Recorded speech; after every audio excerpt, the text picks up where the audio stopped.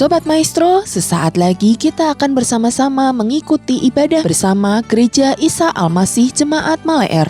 Selamat mendengarkan.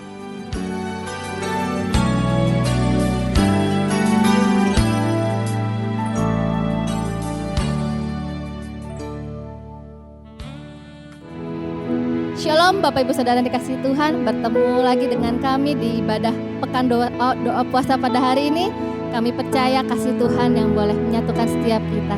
Kita sama-sama mau menyiapkan hati kita untuk datang sama-sama menyembah Tuhan. Haleluya. Mari ajar setiap kami Tuhan, untuk kami boleh senantiasa hidup dalam jalan kebenaran firman.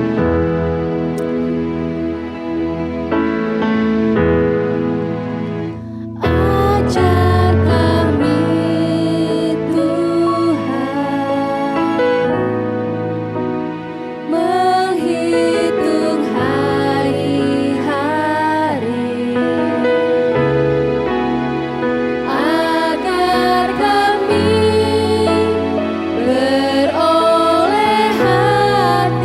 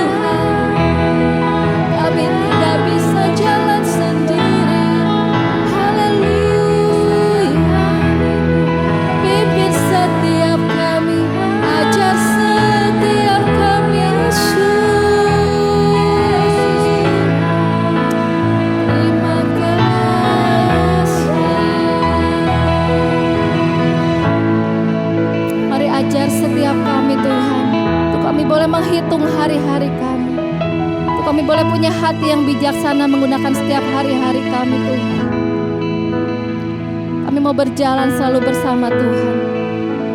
Kami tidak mau berjalan jika tanpa Engkau di samping kami Tuhan. Sebab Engkaulah kekuatan, Engkaulah pengharapan. Engkau yang boleh memberikan kekuatan penghiburan atas setiap kami Tuhan.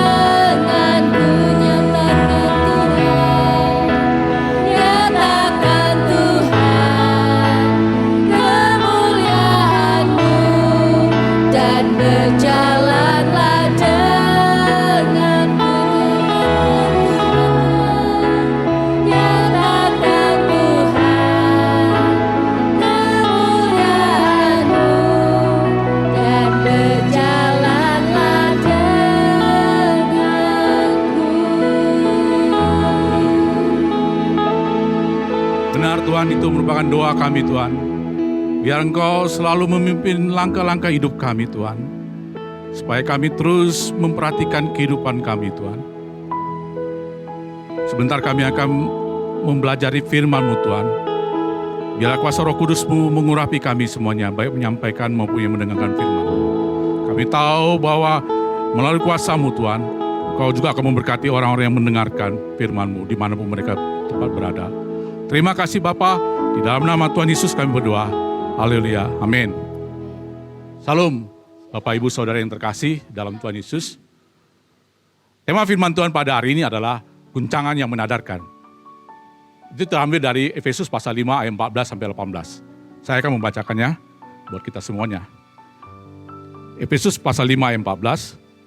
Itulah sebabnya dikatakan, bangunlah hai kamu yang tidur, dan bangkitlah dari antara mati, dan Kristus akan bercahaya atas kamu. 15.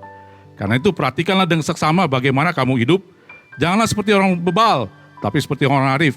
16. Dan pergunakanlah waktu yang ada, karena hari-hari ini adalah jahat.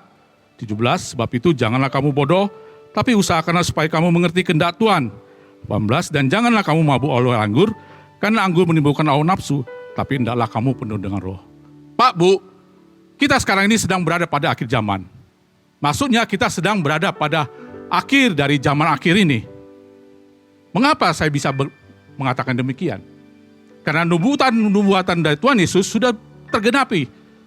Saya mencatat ada minimal 7 nubuatan, tapi sebenarnya bisa lebih dari itu, yang sudah tergenapi. Nubuatan pertama, nubuatan Tuhan Yesus itu bisa kita lihat dari Matius pasal 24 dan Lukas 21. Nubuatan pertama tentang peperangan. Ya, kita sudah melihat bahwa satu negara dengan negara lain berperang.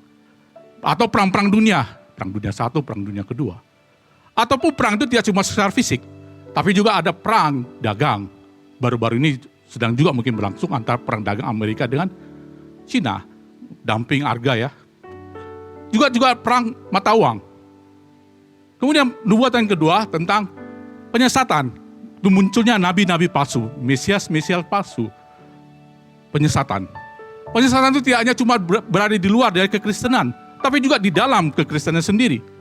Akibat dari penyesatan ini, yaitu timbul orang-orang murtad. Itu dilihat dari Matius pasal 24, ayat 5 dan 11. Kemudian nubuatan ketiga yaitu tentang situasi dunia ini akan sama seperti pada zaman Nabi Nuh. Matius 24 ayat 37. Ya, di situ katakan pada masa Nabi Nuh mereka kawin dan mengawinkan, minum, pesta pora, percabulan, perzinaan. Kalau sekarang ini kita lihat perzinaan. Bahkan dosa seperti dalam Sodom, tentang dosa seksual, pernikahan sesama jenis sudah terjadi. Di beberapa negara sudah ada yang melegalkannya. Perzinaan itu tidak cuma secara fisik, tapi secara non fisik, melalui media internet, ya media sosial, melalui WhatsApp, chatting porno, video call, itu terjadi sekarang. Kemudian nubuatan tanda-tanda kedatangan akhirnya itu di antaranya itu gempa bumi, kelaparan. Dalam Lukas pasal 21 juga disebutkan, yaitu tanda tentang penyakit sampar di berbagai tempat, 21 ayat 11. Tapi ada satu tanda yang belum tergenapi, yaitu tanda penyembahan, yaitu angka 666. Itu ada tanda antikris. Dan Wahyu 13 ayat 17 disebutkan bahwa tidak ada satu orang pun yang bisa membeli ataupun menjual kalau tidak menggunakan tanda tersebut. Kita sudah berada pada akhir zaman ini. Semua nubuatan-nubuatan sudah tergenapi. Tapi ada beberapa tanda yang sedang berlangsung tergenapi. Artinya kita harus sadar ya bahwa kita siap-siap bersedia. Dalam Matius 24 ayat 8 dikatakan, inilah awal dari permulaan penderitaan. Kita akan mulai masuk ke sana.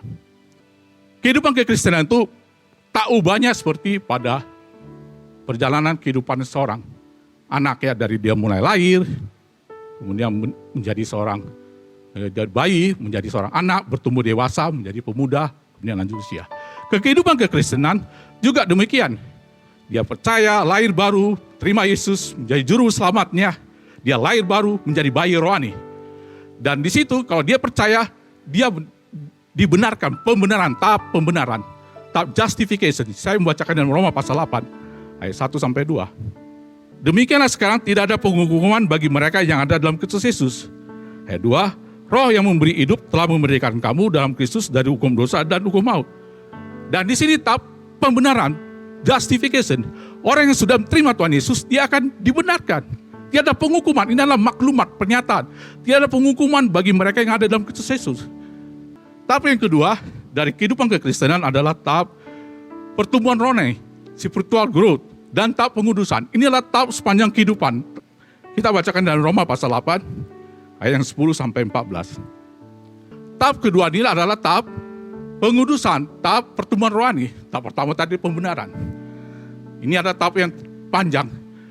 Pada tahap ini, Roh Kudus akan memimpin dia sehingga dia tidak melakukan perbuatan daging. Pada tahap ini, Roh Kudus akan menolong dia dalam dia berpikir, berkata-kata, bertindak sesuai dengan firman Tuhan. Ya. Pada tahap yang ketiga, tahap terakhir yaitu tahap pemuliaan, glorification. Dia tetap dalam kitab Roma 8 ayat 15 sampai 17. Tapi saya akan bacakan dari Roma 8 ayat 17. Dan jika kita adalah anak, maka kita juga ada ahli waris. Maksudnya orang yang berhak menerima janji-janji Allah, yang akan menerimanya bersama-sama dengan Kristus. Yaitu jika kita menderita bersama-sama dengan dia, supaya kita juga dipermuliakan bersama-sama dengan dia. Kemudian kita kembali kepada topik. Efesus pasal 5 ayat 14 sampai 18. Ya, tentang guncangan yang mengadarkan. Di sini saya akan membahas tentang tanda kehidupan kekristenan. Itu tentang tadi pengudusan, yaitu pertumbuhan rohani yang tahap kedua tadi. Di sini saya melihat ada 3 tanda kehidupan kekristenan dari Efesus pasal 5 ayat 14 sampai 18. Tanda pertama yaitu bangunlah. Ya. Tadi kita udah baca pasal Efesus pasal 5 14. Ada 3 tanda orang Kristen itu, orang yang bertumbuh rohani, orang yang mau hidupnya kudus. Bangunlah. Kata Yunaninya ada egertenai. berasal dari kata egero. Kata egertena ini juga dipakai oleh Paulus dalam kitab Roma pasal 13 ayat 11. Hal ini harus kamu lakukan karena kamu mengetahui keadaan waktu sekarang, yaitu bahwa saatnya telah tiba bagi kamu untuk bangun dari tidur. Sebab sekarang, egertena ya, sebab sekarang keselamatan sudah lebih dekat bagi kita daripada waktu kita menjadi percaya.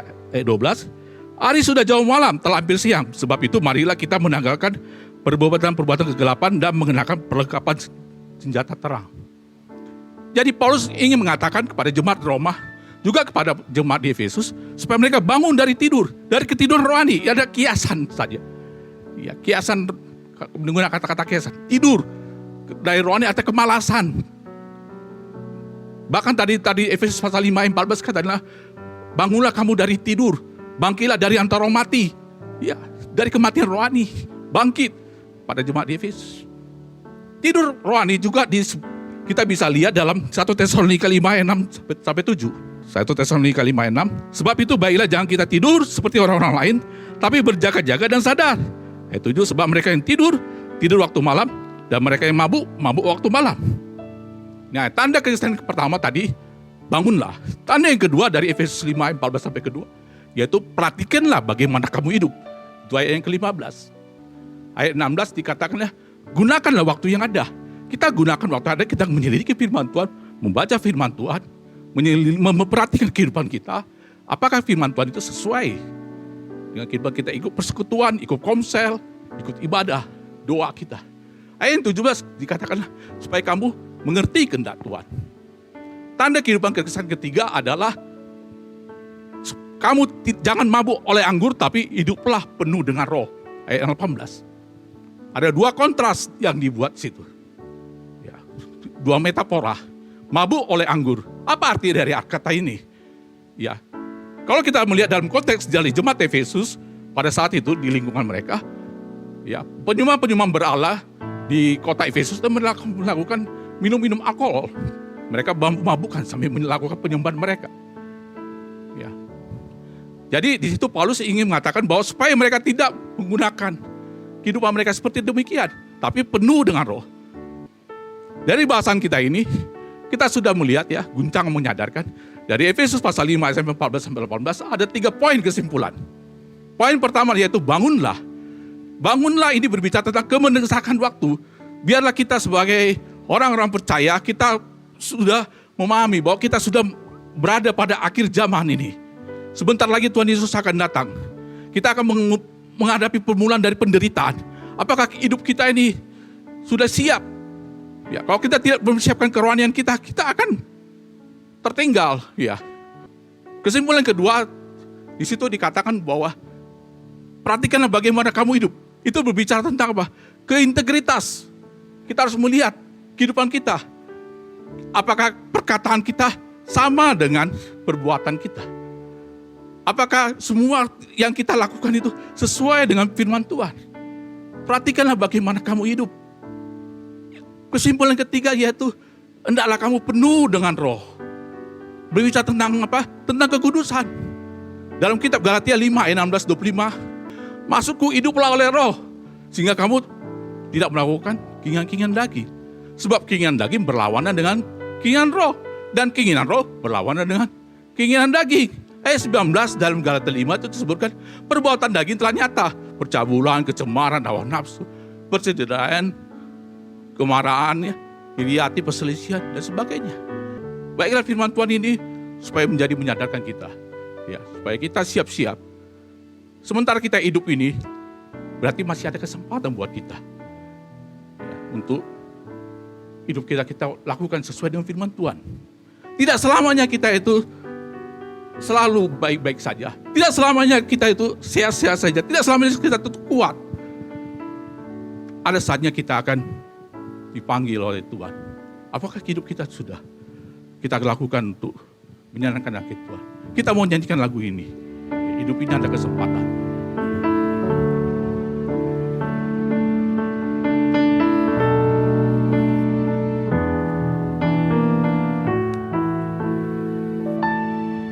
Hidup ini adalah kesempatan. Hidup ini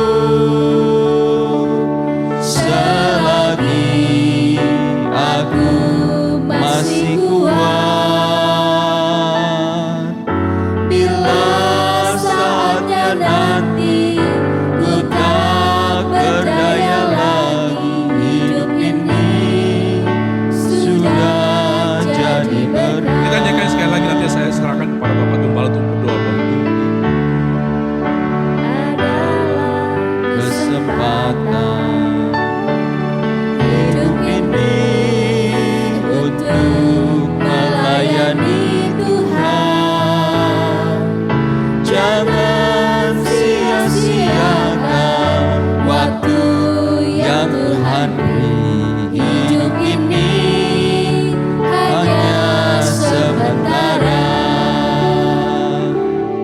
Hidup ini adalah kesempatan. Hidup ini untuk melayani Tuhan. Jangan sia-siakan waktu yang Tuhan beri.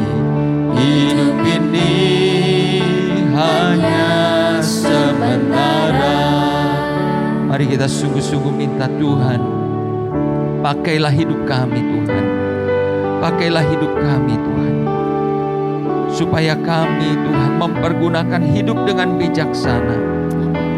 Oh Tuhan, Tuhan Yesus, Tuhan berkaryalah, bekerjalah. Roh Kudus, bangunkan kami, sadarkan kami Tuhan. Saat ini Roh-Mu, kami undang Kau bekerja di dalam hati kami semua, supaya kami mengerti Tuhan, hari-hari ini hari-hari yang jahat. Kami tidak bisa main-main dengan hidup kami. Biar kami boleh bangun Tuhan. Kami boleh terus Tuhan memeriksa diri kami. Adakah hidup kami berkenan di hadapan Tuhan? Adakah hidup kami sungguh-sungguh mempergunakan hidup yang dipimpin, dikendalikan oleh Roh Kudus? Terima kasih Tuhan, terima kasih. Roh Kudus, hamba berdoa, Engkau bekerja, Engkau berkarya di dalam setiap anak-anak-Mu. Saat ini Tuhan, saat ini Roh Kudus menyadarkan kami. Roh Kudus membuat kami bangkit dari segala kebiasaan-kebiasaan buruk kami. Roh Kudus membuat kami tersadar kalau ada hal-hal yang harus kami tanggalkan, harus kami buang di dalam hidup kami, sehingga kami menjadi pribadi-pribadi yang semakin berkenan di hadapan-Mu. Hamba berdoa Tuhan, Roh Kudus yang akan menjamah setiap hati anak-anak-Mu yang menyaksikan ibadah ini. Terima kasih Tuhan, Engkau terus bekerja di dalam hidup kami. Terima kasih Tuhan, terima kasih Tuhan. Di dalam nama Tuhan Yesus kami berdoa dan mengucap syukur. Sama-sama kita katakan amin. Amin. Sobat Maestro, Anda baru saja mendengarkan ibadah bersama Gereja Isa Almasih Jemaat Maleer. Terima kasih atas kebersamaan Anda. Tuhan memberkati.